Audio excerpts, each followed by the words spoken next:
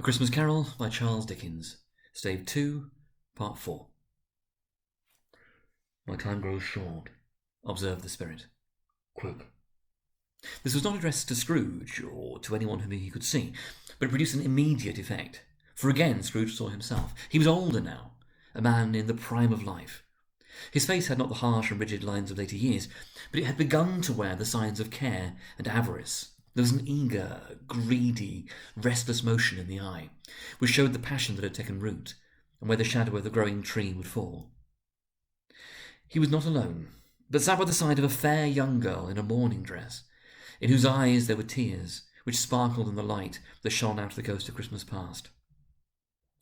"It matters little," she said softly, "to you very little. Another idol has displaced me, and if it can cheer and comfort you in time to come, as I would have tried to do, I have no just cause to grieve." "What idol displaced you?" he rejoined. "A golden one." "Oh, this is the even-handed dealing of the world," he said. "There's nothing on which it's so hard as poverty, and there's nothing that professes to condemn with such severity as the pursuit of wealth." "You fear the world too much," she answered gently.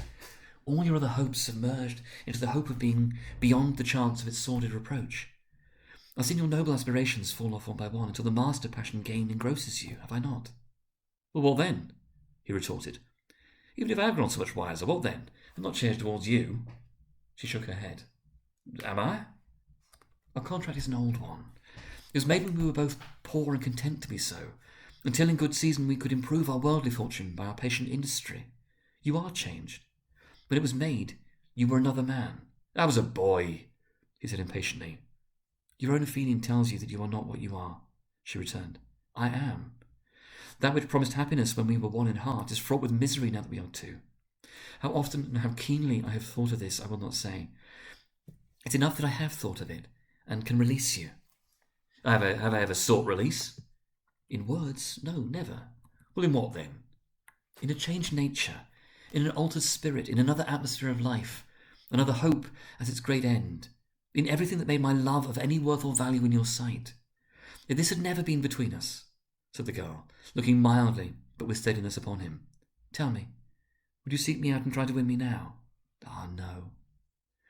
He seemed to yield to the justice of this supposition in spite of himself, but he said with a struggle, "You think not?" "I would gladly think otherwise if I could," she answered. "Heaven knows, when I have learned a truth like this, I know how strong and irresistible it must be. But if you were free today, tomorrow, yesterday, can even I believe that you would choose a dowerless girl, you who in your very confidence with her weigh everything by gain, or choosing her if for a moment you were false enough to your one guiding principle to do so? Do I not know that your repentance and regret would surely follow? I do, and I release you with a full heart for the love of him you once were." He was about to speak, but with her head turned from him, she resumed. "You may. The memory of what is past half makes me hope you will have pain in this. A very, very brief time, and you will dismiss the recollection of it gladly as an unprofitable dream from which it happened well that you awoke.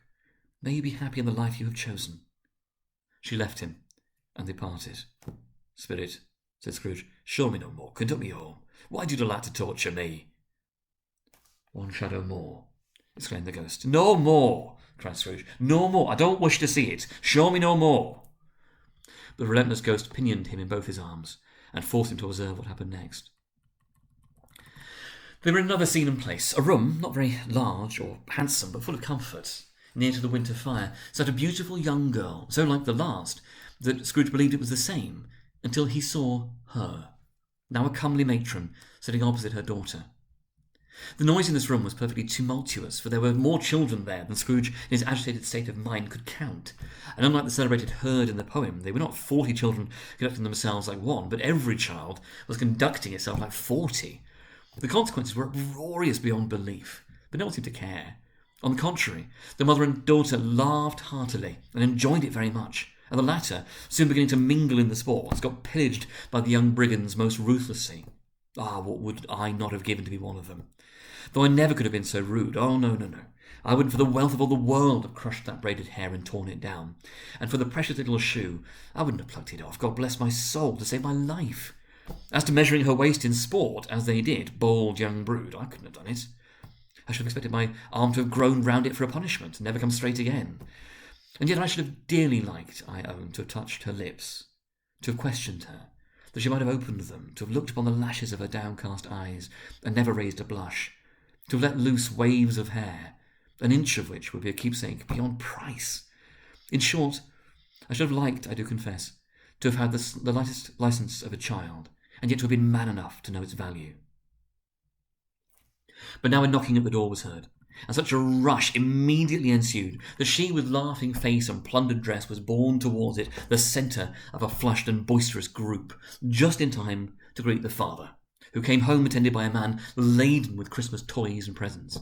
And then the shouting and the struggling and the onslaught that was made on the defenceless porter, the scaling him with chairs for ladders to dive into his pockets, despoil him of brown paper parcels, hold on tight by his cravat, hug him round his neck, pommel his back, and kick his legs in irrepressible affection.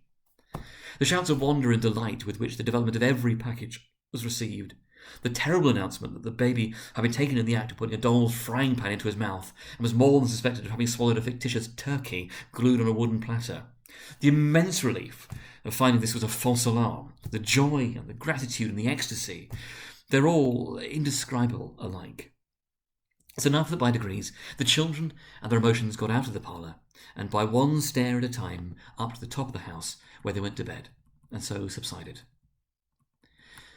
And now Scrooge looked on more attentively than ever, when the master of the house, having his daughter leaning fondly on him, sat down with her and her mother at his own fireside.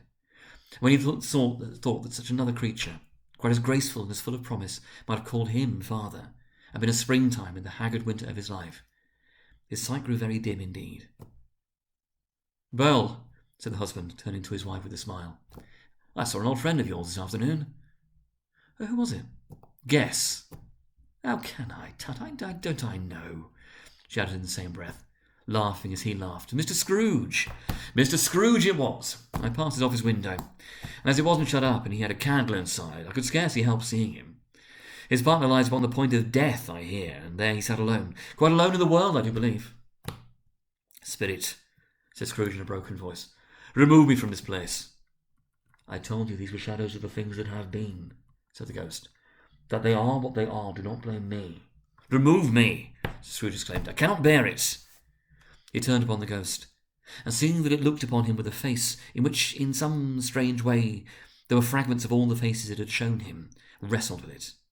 "Leave me! Take me back! Haunt me no longer!" In the struggle, if that can be called a struggle in which the ghost, with no visible resistance on its own part, was undisturbed by any effort of its adversary, Scrooge observed that its light was burning high and bright, and, dimly connecting that with its influence over him, he seized the extinguisher cap, and by sudden action pressed it down upon its head. The spirit dropped beneath it, so that the extinguisher covered its whole form. But though Scrooge pressed it down with all his force, he couldn't hide the light, which streamed from under it in an unbroken flood upon the ground. He was conscious of being exhausted, and overcome by an irresistible drowsiness, and, further, of being in his own bedroom. He gave the cap a parting squeeze, in which his hand relaxed, and had barely time to reel to bed before he sank into a heavy sleep.